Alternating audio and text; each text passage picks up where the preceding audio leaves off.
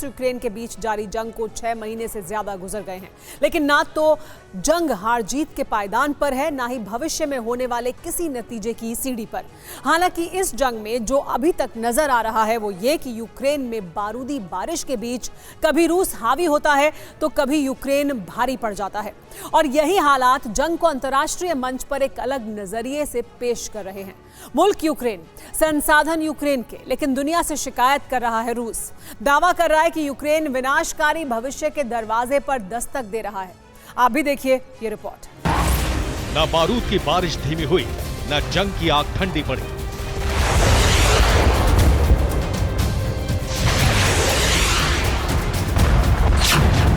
War zone के नीचे दहक रहे शोले फिर भड़कने लगे।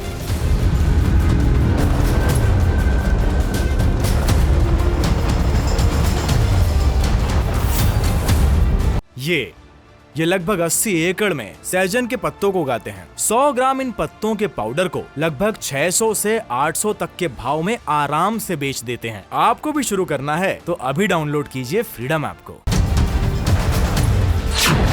यूक्रेन रूस के बीच जारी हाहाकारी जंग में वक्त के साथ हालात में सिर्फ इतना बदलाव हुआ है कि पहले यूक्रेन रशियन बारूद से मची तबाही की तस्वीर डर के साए में गढ़े गए दिलेरी दिखाने वाले शब्दों के जरिए सामने रखता था।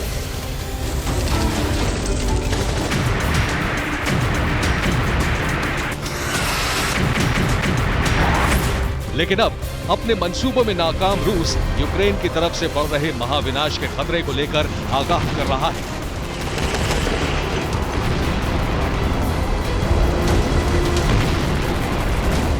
यानी जगह वही है, जंग वही है, सिर्फ डर के बवंडर का रुख बदल गया है।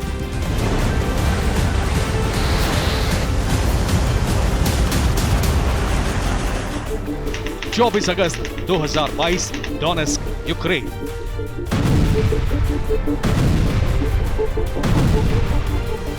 मौका था यूक्रेन के 31वें स्वतंत्रता दिवस का, जब रशियन फोर्स ने आशंका के अनुरूप यूक्रेन में बहुत बड़ा हमला किया। टारगेट एक चलती हुई यात्री ट्रेन थी जिसकी 4 बोगियों पर हवा से अटैक किया गया। रूस के इस अटैक में आम लोगों की जान गई और कीव दहल गया, लेकिन डर का माहौल लंबे समय तक नहीं टिक सका।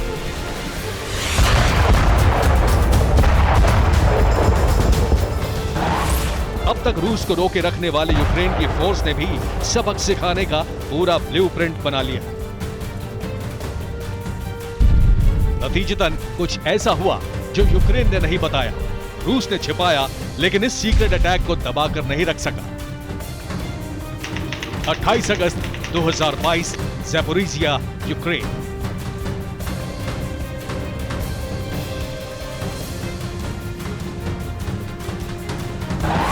यूक्रेन के न्यूक्लियर प्लांट पर कब्जा करने की फिराक में बैठी रशियन फोर्स को यूक्रेनी सेना ने टारगेट किया, लेकिन जगह ऐसी चुनी जिसमें एक भी गलती का मतलब था दुनिया का महाविनाश। रशियन आर्मी ने खुद खुलासा किया कि यूक्रेन की फोर्स ने रशियन फोर्स को टारगेट करके ज़ैपोरिज़िया न्यूक्लियर प्लांट पर ही अटैक कर दिया, और इस अटैक में प्लांट की एक पाइपलाइन करीब करीब तबाह हो गई, जिससे न्यूक्लियर रेडिएशन का खतरा बढ़ गया है।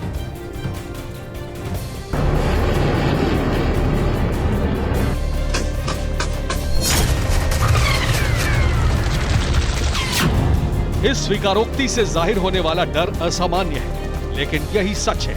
हालांकि यूक्रेन की तरफ से इस मसले पर अभी तक कोई सफाई जारी नहीं की गई है।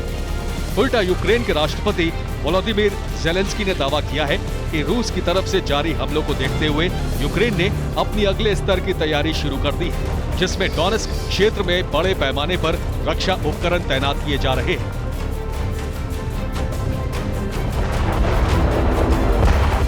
मतलब ये कि यूक्रेन 31वें स्वतंत्रता दिवस पर हुए हमले का बदला लेने की तैयारी में है, लेकिन रूस दावा कर रहा है कि बदला लेने की कार्रवाई महाविनाश के स्तर पर है। रूस की तरफ से हुआ दावा समझिए।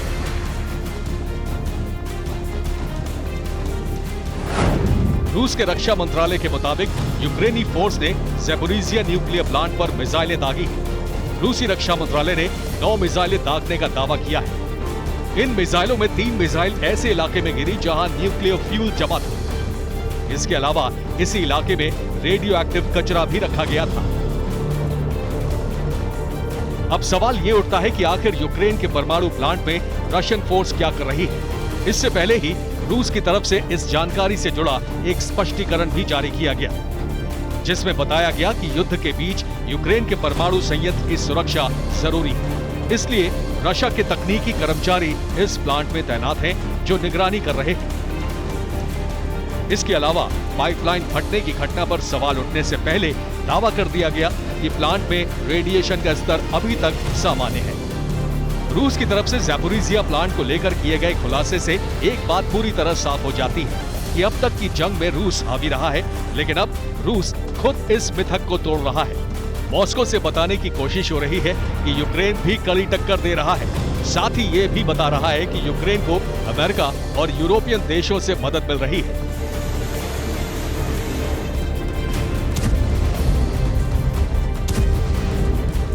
जबकि ज़ैपोरिज़िया प्लांट को लेकर रूस के दावे की पुष्टि करने की भी तैयारी हो गई है। रूस के दावे के बाद प्रभावित ज़ैपोरिज़िया न्यूक्लियर प्लांट की जांच की तैयारी हो गई है। इंटरनेशनल एटॉमिक एनर्जी एजेंसी की एक टीम जल्द ही ज़ैपोरिज़िया प्लांट का दौरा करेगी। रूस के आरोपों की जांच के साथ रेडिएशन का स्तर भी जांचा जाएगा और प्लांट में तैनात रूस की तकनीकी टीम से भी जवाब तलब होगा। तो क्या इसका मतलब ये कि यूक्रेन अपने ही न्यूक्लियर प्लांट को लेकर उलझ जाएगा?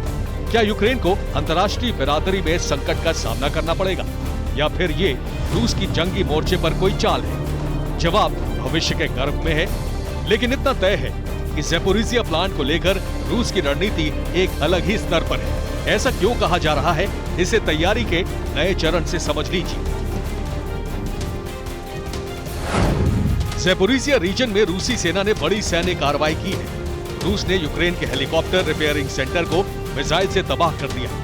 रूस और यूक्रेन की सेना ज़ैपोरिज़िया में अब आमने सामने है। इसके अलावा अब जनमत संग्रह करके रूस यूक्रेन पर कब्जे की कार्रवाई को भी तेज करेगा।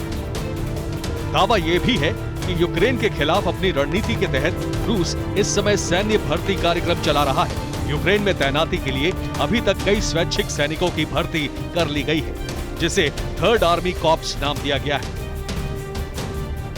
इस सेना का काम यूक्रेन में रूस के कब्जे वाले क्षेत्रों की सुरक्षा करना होगा, और इस तैयारी का सबसे बड़ा सबूत है वो डिक्री जिस पर प्रेसिडेंट पुतिन ने दस्तखत किए हैं। इस डिक्री के मुताबिक रशियन फोर्स को न सिर्फ 1.15 मीटर आगे बढ़ा दिया गया है, बल्कि सेना में 1,37,000 सैनिक बढ़ेंगे। इसलिए जवाबी कार्रवाई भी शुरू हो चुकी है।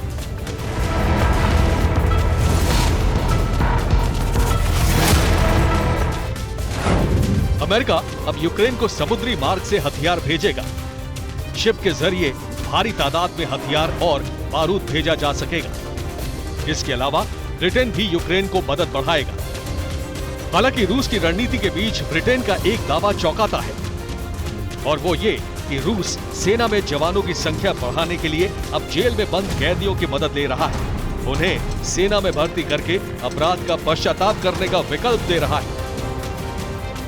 Bureau report, TV9 Bharatvarsh. ये लगभग 80 एकड़ में सहजन के पत्तों को उगाते हैं। 100 ग्राम इन पत्तों के पाउडर को लगभग 600 से 800 तक के भाव में आराम से बेच देते हैं। आपको भी शुरू करना है तो अभी डाउनलोड कीजिए फ्रीडम ऐप को।